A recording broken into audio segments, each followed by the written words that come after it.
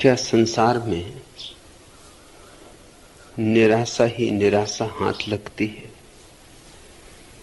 क्या आशा रखना बिल्कुल ही व्यर्थ है?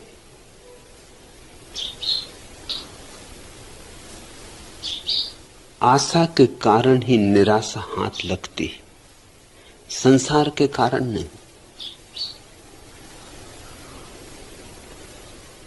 संसार को क्या पड़ी? संसार तो बिल्कुल तटस्थ है। सब खेल तुम ही रचा लेते हो। आशा बांधते हो, इससे निराशा हाथ लगती है। आशा का अर्थ है तुम चाहते हो भविष्य ऐसा हो, तुम्हारी वासना के अनुकूल, तुम्हारी तृष्णा के अनुकूल। और ये विराट अस्तित्व तुम्हारी क्षुद्र वासनाओं के अनुकूल नहीं चल सकता। और एकाध ही कोई होता तो भी ठीक था। करोड़ करोड़ जन, उनकी अरबों खरबों वासनाएं, अगर उन सब की वासनाओं के अनुकूल विश्व चले, एक पग भी न चल सकेगा। अभी बिखर जाएगा, अभी खंड खंड हो जाएगा। ये फिर ब्रह्मांड न रहेगा। इसके भीतर जो अभी संगीत है, जो तारतम्य है, इस जगत के भीतर अभी जो एक समायोजन है, हर चीज एक दूसरे से तालबद्ध है, वह सब बिखर जाएगा। तुम्हारी व्यक्तिगत आकांक्षा के कारण अस्तित्व उसका अनुसरण नहीं कर सकता। पूर्ण अंश के पीछे नहीं चल सकता। और हम क्या हैं? हम छोटे से अंश हैं, जैसे सागर की एक छोटी सी तरंग। तरंग चाहे कि सागर मेरे अनुकूल चले, ये कैसे होगा? और यही हम चाह रहे। इसी असंभव का नाम तृष्णा है। हां, सागर के साथ तरंग चल सकती तो जीतेगी, फिर कोई निराशा नहीं। लेकिन सागर के साथ जब तरंग चलेगी तो पहले तो आशा छोड़ देनी होगी। फिर जहां ले जाए विराट, जो उसकी मर्जी। जी विधि राखे राम। फिर तुम्हारी कोई आशा नहीं, इसलिए तुम्हारी कोई निराशा भी नहीं हो सकती। आशा के बीज बोओगे, निराशा की फसल काटोगे। सफलता की आकांक्षा करोगे, असफलता की खाइयों में, खड्डों में गिरोगे। विजय चाहते हो, हार सुनिश्चित है। इस महागणित को ठीक से समझ लो। इससे जिसने समझ लिया वह बुद्धत्व को उपलब्ध हो गया। अगर जीतना हो तो जीतने की बात ही छोड़ दो, फिर तुम्हें कोई हरा नहीं सकता। अगर जीवन में आनंदित होना हो तो आनंद पाने की बात ही मत उठाना, आनंद की चर्चा ही मत छेड़ना, आनंद पर अपनी आशा मत टिकाना, और आनंद की वर्षा हो जाएगी। लाओसू ने कहा है, कोई देखूं मुझे हराए तो। कोई मुझे हरा नहीं सकता। उसके एक शिष्य ने पूछा, लेकिन बड़े बड़े पहलवान हैं, आप ज्ञानी हैं जरूर, लेकिन देह में तो बड़े बलिष्ठ लोग हैं, वे आपको हरा सकते हैं। लाओसू ने कहा, कोई मुझे नहीं हरा सकता, क्योंकि मैं पहले से ही हारा हुआ।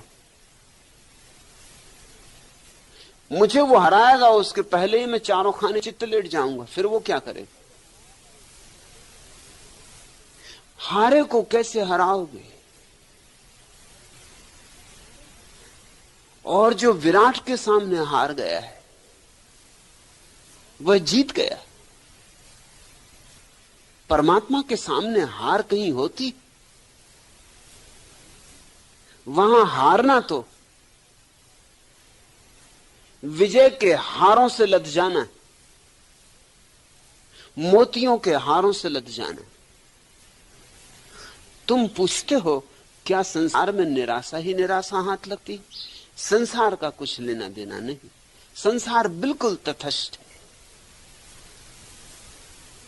सब तुम पे निर्भर है। तुम अगर जगत की अंतरतम व्यवस्था के साथ चलो तो जीत ही जीत है। आशा और आशा के दिए जलने लगेंगे, दीपावली हो जाएगी। ऐसे दिए जलेंगे जो कभी बुझते नहीं। तुम्हारी विजय पताकाएं शाश्वत में उड़ेंगी। तुम ऐसे सिंहासन पर विराजमान हो जाओगे जिससे कोई कभी उतरा नहीं। गुलाल कल उसी सिंहासन की बात कर रहे थे।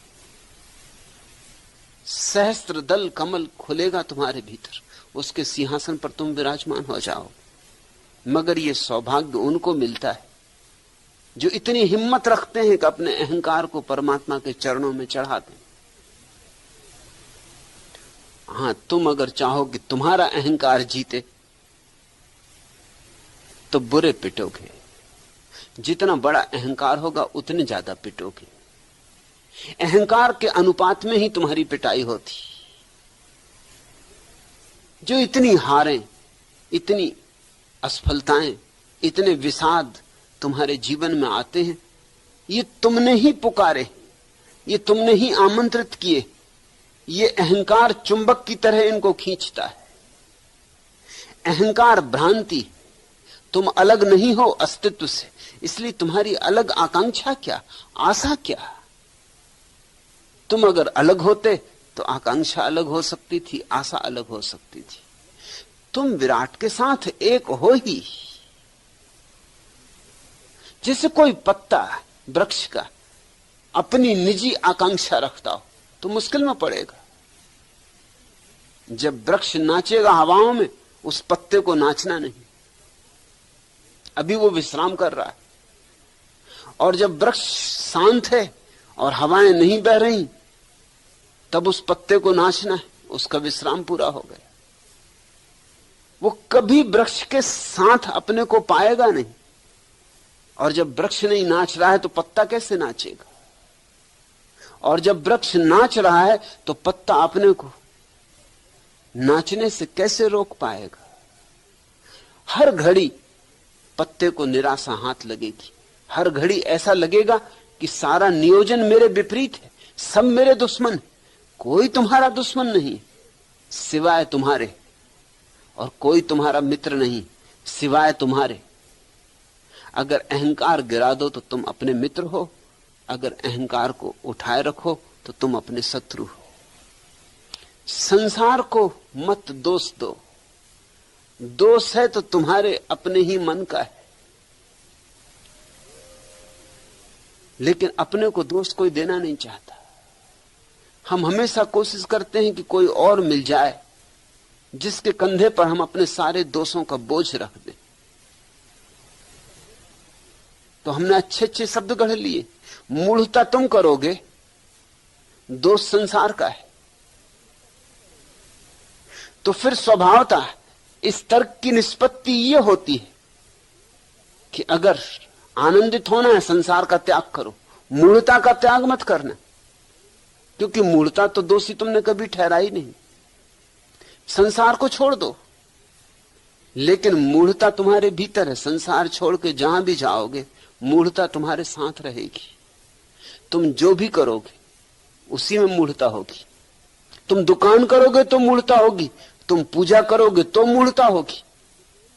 तुम्हारी पूजा तुम्हारी मूढ़ता से ही निकलेगी ना। तुम्हारी पूजा आएगी कहां से? तुम्हारी प्रार्थना कहां से आएगी? तुम्हारी प्रार्थना में भी वही रोग होगा जो दुकान में था, जो बाजार में था वही मंदिर में होगा, वही तीर्थ में होगा, जो घर गृहस्थी में था वही हिमालय की गुफा में भी होगा। तुम्हारी प्रार्थना तुमसे ही तो जन्मेगी, तुम्हारा ही रंग होगा तुम्हारी प्रार्थना में, तुम्हारा ही ढंग होगा। तुम वहां बैठ के भी फिर नया संसार बनाओगे, वहां बैठ के भी फिर तुम कल्पनाओं का नया जाल रचोगे, फिर आशा बांधोगे। गुफाओं में बैठे हैं जो लोग हिमालय की, तुम सोचते हो आशा से मुक्त है। आशा से मुक्त हो तो गुफाओं में बैठने की जरूरत क्या है? वहां बैठ के वे स्वप्न देख रहे हैं स्वर्गों के। तुम्हारे सपने तो बड़े छोटे, तुम्हारे सपने कुछ बहुत बड़े नहीं। तुम सपने ही क्या देख रहे हो? यही कि कोई एक बड़ा मकान मिल जाए, यही कि कुछ थोड़ा धन हो, थोड़ी संपदा हो, यही कि कोई सुंदर पत्नी मिल जाए, पति मिल जाए, यही कि कोई अच्छा पद मिल जाए। तुम्हारे सपने भी छोटे छोटे हैं। तुम्हारे सपने उतने बड़े नहीं जितने सन्यासियों के, साधुओं के, तुम्हारे तथाकथित महात्माओं के। उनके सपने ये स्वर्ग मिलना चाहिए, कल्प वृक्ष मिलने चाहिए, जिनके नीचे बैठने से सारी आकांक्षाएं पूरी हो जाती, कुछ करना नहीं पड़ता। बैठे वृक्ष के नीचे और जो सोचा तत्क्षण पूरा हुआ। गजब के आलसियों ने यह कल्पना की होगी कल्प वृक्ष की, हाथ नहीं हिलाना पड़ता। मैंने सुना है एक आदमी भूले भटके कल्प वृक्ष के नीचे पहुंच गया।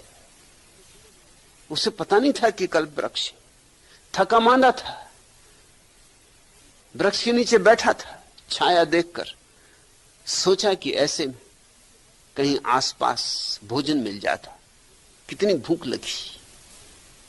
कल्प वृक्ष था वह। तत्क्षण अप्सराएं स्वर्ण की थालियों में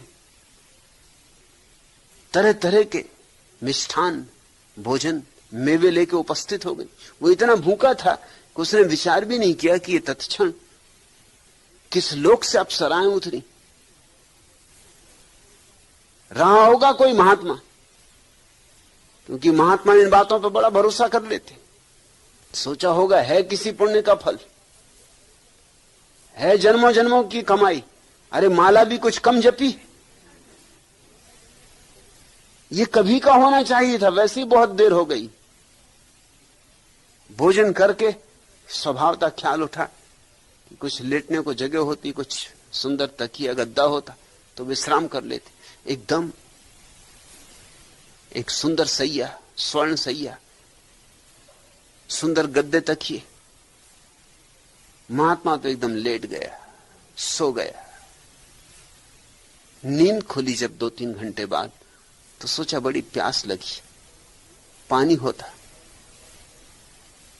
गुलाब की सुगंध से भरा हुआ जल, ऐसा स्वादिष्ट जल उसने कभी पिया ना था।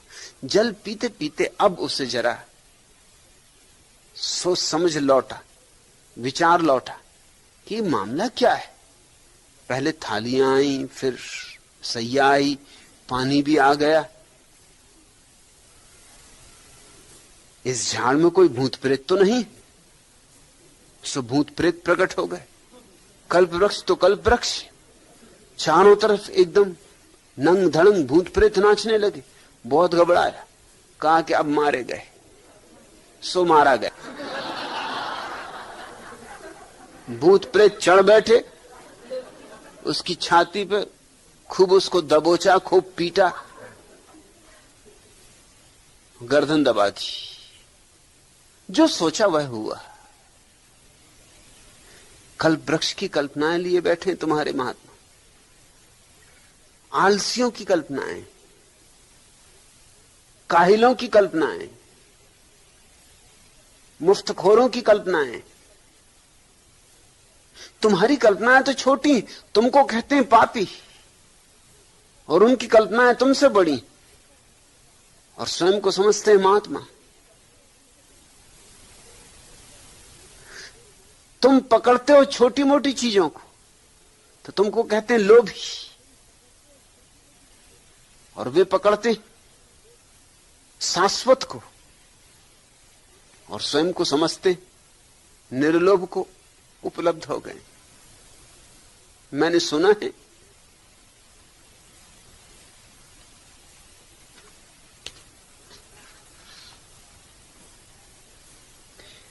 एक गांव में एक कंजूस रहता था, बड़ा कंजूस। उसने सुना कि पड़ोस के गांव में एक और भी बड़ा कंजूस है, और लोगों ने कहा कि तुम तो उसके आगे कुछ भी नहीं। दिल को बड़ी चोट लगी, अहंकार को बड़ा धक्का लगा। जब धीरे धीरे पड़ोस के गांव के कंजूस की ख्याति बहुत दूर दूर तक फैलने लगी, तो इस कंजूस ने सोचा कि मैं भी जाकर मिलूं, दर्शन करूं, देखूं कि ऐसा क्या है जो उसकी महानता की इतनी चर्चा हो रही और मेरी कोई चर्चा नहीं। सो उसने एक कागज लिया, उस कागज के ऊपर 2 स्वस्थ सुंदर खरगोशों के चित्र बनाए और उस चित्र को एक डलिया में लेकर पड़ोस के गांव में रवाना हो गए। पहुंचा, उस गांव जाकर दस्तक दी द्वार पर। द्वार खुला, कंजूस का बेटा बाहर आया। उसने पूछा कि फला सज्जन कहां है? मैं उनसे मिलने आया हूं। बेटे ने कहा वे तो अभी बाहर गए हैं और 2-3 दिन तक शायद ही वापस आए, लेकिन मैं हूं उनका बेटा, कहें क्या सेवा करूं? उस कंजूस ने कहा कि मैं उनके लिए भेंट लाया था, और उसने निकाली डलिया में से उन सुंदर खरगोशों की तस्वीर और लड़के को देते हुए कहा कि ये मेरी भेंट उन्हें देना और कहना कि मैं उनसे मिलने आया था, मैं उनके पास के गांव में ही रहता हूं। बेटे ने कहा कि जब आए हैं इतनी दूर से, चलकर आए हैं, तो कुछ भेंट हमारी तरफ से भी लेते जाएं। भीतर आए, ले गया भीतर और कहा कि डलिया खोलें। खोली कंजूस ने डलिया। लड़के ने अपने हाथ से आम का आकार बनाया हवा में और कहा कि ये आम लेते जाएं, ये हमारी भेंट। अब आम तो थे नहीं, बस हवा में आम का आकार बनाया और उसकी झोली में डाल दिया। कंजूस लौटा अपने घर तो मनी मन सोचता आया कि जैसा सुना था वैसा ही पाया। अरे मैं तो कम से कम कागज पर बनाकर ले गया था खरगोश, और लड़के ने तो एक कागज तक खर्च ना किया, रंग खर्च ना किए, हवा में ही आम बनाकर दे दिए। जब बेटा इतना कंजूस है तो बाप से तो ईश्वर ही बचा है। इधर दूसरे गांव से बाप घर लौटा, बेटे ने सारी गाथा उसे सुनाई और उसने कहा कि वो आदमी ये 2 खरगोश भेंट दे गया है, और भेंट मैंने भी दे दी, खाली हाथ उसे जाने नहीं दिया। उसे मैंने कुछ आम भेंट दिए। लड़के ने पुनः आम की आकृति बनाई और कहा कि इस तरह मैंने उसकी डलिया में डाल दी। बाप ने देखा तो जोर से एक चांटा अपने बेटे को मारा और कहा कि अरे उल्लू के पट्टे, जब मैं घर नहीं होता तब तू कुछ ना कुछ गड़बड़ करता ही है। अरे नालायक, आखिर इतने बड़े बड़े आम देने की क्या जरूरत? अरे देने ही थे तो छोटे छोटे भी दे सकता था। तू तो मुझे लुटवा के रहेगा एक दिन।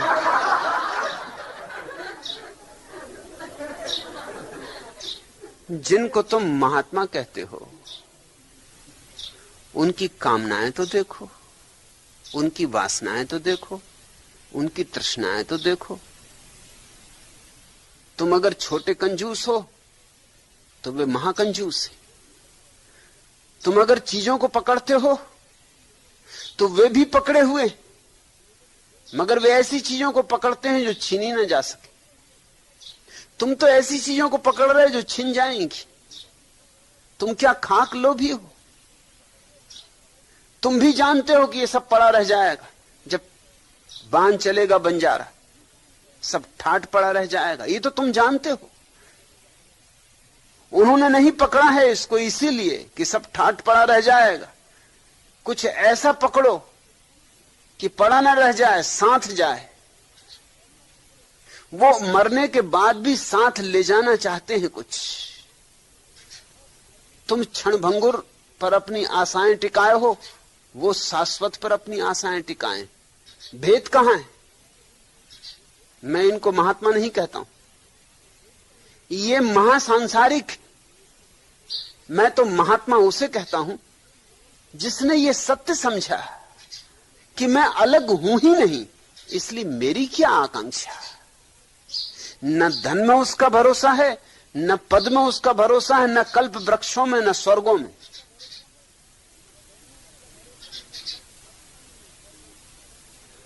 वो किसी चीज पर अपनी आशा ही नहीं टिकाता, न क्षणभंगुर पर, न कालातीत पर। उसने अपनी आशा को ही व्यर्थ देखकर छोड़ दिया है। आशा के छूटते ही निराशा समाप्त हो जाती। जरा सोचो, अगर आशा ना हो तो निराशा कैसे होगी? अगर तुम्हारे मन में आशा ही नहीं है तो तुम कैसे हताश होगे? असंभव। आशा गई तो निराशा गई, सफलता गई तो असफलता गई, दिन गया तो रात गई। वे साथ साथ हैं, संयुक्त हैं। दोनों साथ ही हो सकते और साथ ही जाते। संसार को दोष मत दो, अपने मन को समझो।